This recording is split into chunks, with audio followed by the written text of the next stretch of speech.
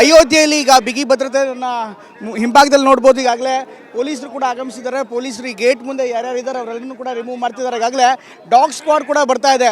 ಅಂದರೆ ಶ್ವಾನದಳ ಕೂಡ VIP ಭದ್ರತೆ ಇರುವಂಥ ಹಿನ್ನೆಲೆಯಲ್ಲಿ ಈಗ ಶ್ವಾನದಳ ಬಂದು ತಪಾಸಣೆಯನ್ನು ಮಾಡ್ತಾ ಇದೆ. ಈಗ ಗೇಟ್ನ ಮುಂದೆ ನೀವು ರಾಮ ಜನ್ಮಭೂಮಿಯ ಮುಂದೆ ಇದೆಲ್ಲವನ್ನೂ ಕೂಡ ನೋಡ್ತಾ ಇದ್ದೀರಿ. ರಾಮ ಜನ್ಮಭೂಮಿಗ ಬಿಗಿ ಭದ್ರತೆ ಇದೆ, ಹೀಗಾಗಿ ಯಾರನ್ನೂ ಕೂಡ ಬಿಡ್ತಾ ಇಲ್ಲ. ಜೊತೆಗೆ ಯಾರ್ಯಾರು ಕಾರ್ಯಕರ್ತರು ಹೋಗ್ತಾ ಇದ್ದಾರೆ ಆ ಕಾರ್ಯಕರ್ತರಿಗೆಲ್ಲ ಪಾಸನ್ನು ಚೆಕ್ ಮಾಡಲಾಗ್ತಾ ಇದೆ. ಕೆಲವರನ್ನ ನಿರ್ದಿಷ್ಟವಾದಂಥ ಪಾಸನ್ನು ನೀಡಲಾಗಿದೆ. ಆ ಪಾಸನ್ನು ಯಾರು ಹೊಂದಿರ್ತಾರೆ ಅವ್ರಿಗೆ ಮಾತ್ರ ಅವಕಾಶ ನೀಡಲಾಗ್ತದೆ. ನೋಡ್ಬೋದು ಗೇಟ್ನ ಮುಂಭಾಗದಲ್ಲಿ ಯಾರ್ಯಾರಿದ್ದಾರೆ ಅವರೆಲ್ಲರನ್ನೂ ಕೂಡ ಹೊರಗಡೆ ಕಳಿಸಲಾಗ್ತಾ ಇದೆ. ಹೀಗಾಗಿ ಬಿಗಿ ಭದ್ರತೆ ಇದೆ, ಯಾರನ್ನೂ ಕೂಡ ಒಳಗಡೆ ಬಿಡ್ತಾ ಇಲ್ಲ. ಜೊತೆಗೆ ಈ ರಸ್ತೆ ಏನಿದೆ ಇದನ್ನು ಕೆಲವೇ ಹೊತ್ತಿನಲ್ಲಿ ರಾಮ ಮಂದಿರದ ಮುಂಭಾಗದಲ್ಲಿರುವಂಥ ರಸ್ತೆ ಇದೆ, ಅದು ಕೂಡ ಬಂದಾಗುತ್ತೆ.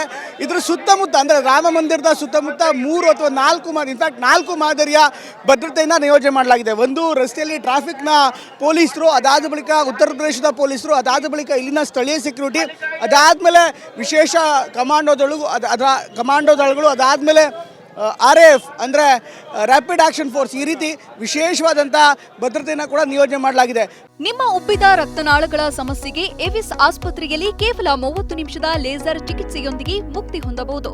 ಹೆಚ್ಚಿನ ವಿವರಗಳಿಗಾಗಿ ಸಂಪರ್ಕಿಸಿ 8088837000. ಒಟ್ಟಿನಲ್ಲಿ ರಾಮ ಮಂದಿರ ನೋಡ್ಬೋದು ಯಾವ ರೀತಿ ಸೆಕ್ಯೂರಿಟಿ ಇದೆ ಅಂತ. ಈ ಸೆಕ್ಯೂರಿಟಿ ತುಂಬ ತೀವ್ರವಾಗಿದೆ.